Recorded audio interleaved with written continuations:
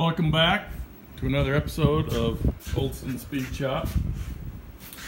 We are working on the Camaro. Got it up on jack stands. We've got fuel tank out of it, which is what we're going to talk about. But first, let me do a quick update on the Camaro. Fuel tank's out. We'll go back to that. We'll get back to that. It's up on jack stands right now. We've got rid of the trailer hitch. That will not go back on. Still got the wheels on it. We've been working on the fuel system and the cooling system. So, as you can see, we've got the radiator out.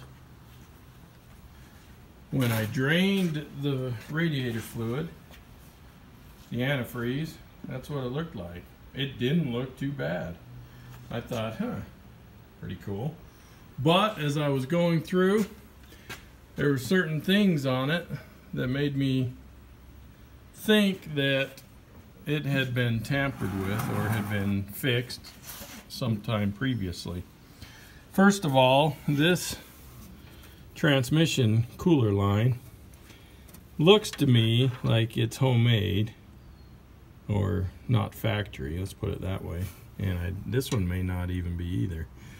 They were a little bit tough to get out, but this one, the way it was bent, it almost looks like it's too short. But we got it out, got the radiator out. The lower radiator hose, as you can see down there, obviously has been changed. That's not factory. It had different clamps. It had been changed. The upper hose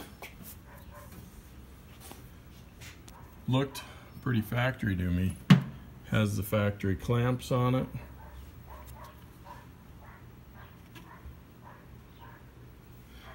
But one thing that was concerning was we pulled this off here, and I've cleaned out. I'm obviously going to pull it off and take a look closer, and the intake manifold will come off and everything. But this right here was full of what looked like sand. Well, in fact, I can show you. Coming over here, this is what come out of it. I believe that that is some form of stop leak. It was all bunched up around the end of the thermostat, and I mean that whole housing was full of it. So I think he possibly may have been having some cooling issues. He also had this hooked up. Someone had installed an overflow, but it obviously wasn't stock. It's not a stock one. I believe stock, it just had the hose, and the hose was actually still there that runs straight down into the, just dumps it onto the ground. So someone has added that. So I think he possibly may have been having some cooling issues. Here's the transmission, which, not the transmission, sorry, the radiator, with the transmission cooler in it. But I kind of think that this has been changed also. It may be stock. Here you can see that hose I was talking about that just dumps onto the ground. If you look inside there, it's pretty nasty. And it looks to me like there's almost, let's see, there we go. It's full of gunk too. I don't know if it's savable. I don't know if it's worth saving. If you can look at, my phone will cooperate. If you look at that, I mean this thing is obviously moved and not in the right place. It's just a lot of work on that I think probably isn't worth. It's probably worth just getting a new radiator. I'm sure they make aftermarket radiators that would cool better, be better, and all around be the best choice. I'll look into it and see and let you know. But what I wanted to talk about today is fuel. So we've estimated that this fuel, we estimated this car hasn't run since 1980s, 80-ish. And so I was expecting some real ugly fuel tank, fuel lines, what have you. The fuel tank come down very easy. Of course, we'll replace all these hoses. They're cracked and showing their age. But if you look at the fuel tank itself, it's relatively in good shape.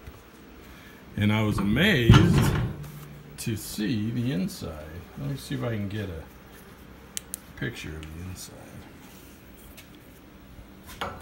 So the inside, that is clean, bare metal.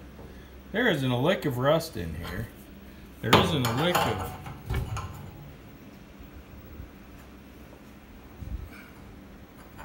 see, as you can see, there isn't a lick of debris. It's solid. It looks good. And this is the fuel that come out of it. Now, I have pulled apart many cars, and currently we're doing a lot of Trail 90 bikes. And what does the fuel smell like in those? Pure varnish. Varnish. It smells bad. This fuel doesn't smell that bad. It does have a smell, but it is nothing like the varnish. So you got to figure this fuel, if this is from the 80s, I don't know, it possibly could be regular fuel, but it's definitely ethanol-free fuel. So let's go down here. Here's a Trail 90 that we've been working on. When we tore this apart and cleaned the fuel tank out, cleaned the carburetor out, carburetor was a mess. It stunk up the garage so bad that my wife said that every time we opened the door, she could smell it. I mean, it was pretty bad. The whole garage stunk. This is the remains out of some of the, that's the remains out of the tank from one of the Trail 90s that we got. You can see, and that's a lot of debris and stuff, but all of the tanks had rust in them, and all of them, so all of them were pretty rough. They were rusty, a lot of debris, which definitely motorcycles you get a lot of debris on. But I was pleasantly surprised that this Camaro's fuel tank was as good as it was. I really honestly think that we could have put fuel in that tank, cleaned out the lines, of course, changed the rubber lines, which you have to do for safety. But I think you could have filled it with fuel and run it. People think I'm nuts because I'm a fuel snob.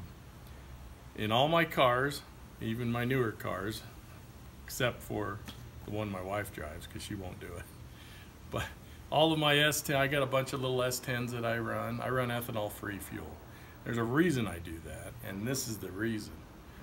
Have you ever wondered why you park your lawnmower, your snowblower, your tiller, and you can go from winter to summer, and then you have issues with it?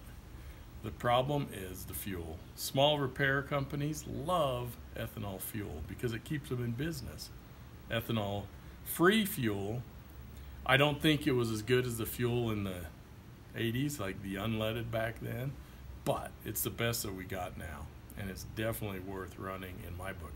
One, you get better gas mileage. Two, it doesn't eat up your fuel lines in your tank. Most tanks today are plastic, but you still have metal fuel lines in there, which water attacks. Ethanol fuel holds water. So I'll continue to run ethanol free just for principle only. That's just the way I am. But I run it in all my new stuff. I definitely run it in the older stuff that I have. I would never even think about running ethanol fuel in an older car with a metal gas tank. So it's just not worth it. Don't do it. So that's pretty much where we're at right now. I'm about to pull off the wheels, check the brakes, get them worked out. But we've got to address this cooling issue. We need a radiator.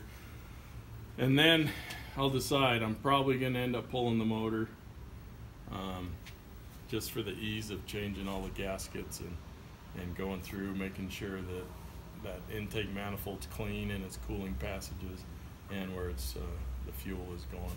Carburetor's going to come off and get rebuilt Monday, so that'll be done. But we're making progress. So if you like what you see, continue watching and subscribe, and we'll have another video soon. Thanks.